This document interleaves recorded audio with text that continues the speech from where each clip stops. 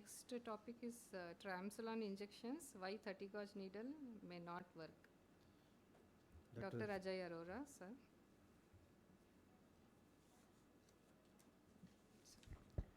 Thank you. So this is a very basic presentation of a topic which, is the first time it's ever being presented.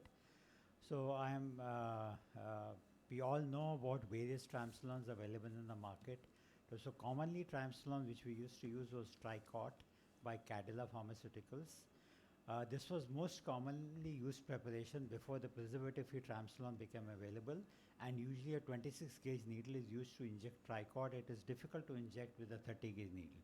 The question is why?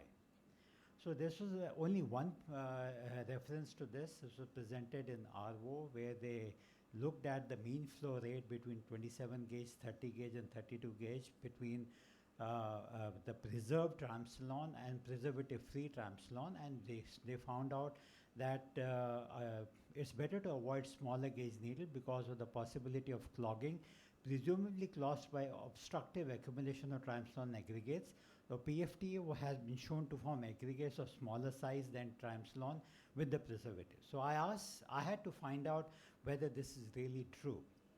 So we did this study at the IIT Delhi with the scanning electron microscopy lab with the Carl Zeiss EVO18 SCM at IIT Delhi, and we wanted to see if the Tricot can be injected. So we studied triamcinolone, Tricot 40, which is preservative, and then preservative-free of Orocort, which is made by Orolab, Corti, which is made by Kleisch Healthcare, and we also got a sample of Zuprata, which was by Clearside Biomedical, which you may have heard of the Clearside Biomedical study.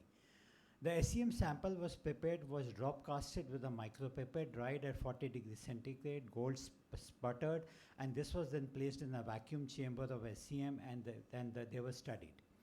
So the results, triamcinolone, so this is an SCM picture of Tricot particle. You can see here, so it is believed by people that Tricot may have larger particles, therefore they do not go through a 30 gauge needle, but actually they have the smallest of all particles, which was a revelation to me. So the particle size is 1 to 4 microns, but most important is most of the particles are uniform sized. So what is the relevance of uniform size? I'll just reveal. Then we looked at Orocort. The particle size here some are larger, some are smaller, which is about 1 to 8 micron size. But what is important is there's a massive variability of the particle size in Orocort, and this is at 5000 magnification. This is Corti, beautiful picture of triamcinolone. The particle size was 1 to 12 microns. Again, there was a significant variability in particle size, and that was very, very important. So this is Zuprata, and when we heard about Clearside, they said that they have a special triamcinolone, but actually similar to Orocort is 1 to 8 microns, and this is all the pictures put together. So in conclusion, it is the small uniformly sized particles of Tricot. They stack up and clog the 30 gauge needle because they go against each other and form a clog. The variable size particles of the preservative-free triamcinolone do not clog it because they cannot clog it. They cannot stack up behind each other.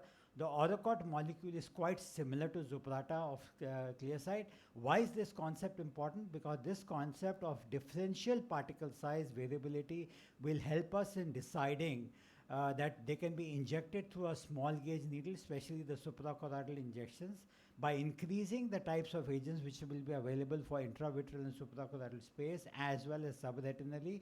So this concept may help in deciding about drug formulation. Thank you. Thank you, sir. We are before time. So questions? Very nice, excellent concept, sir. We really appreciated that. In fact, I would not reveal, but there's a company which is doing some study on dry AMD. And so I have made a suprachoroidal device, and they want to try that. It's a US-based company which might be using similar concept for suprachoroidal injection and dry AMD. I can't reveal further, but that is all right, sir. Yes. Thank you. Thank you very much. Okay.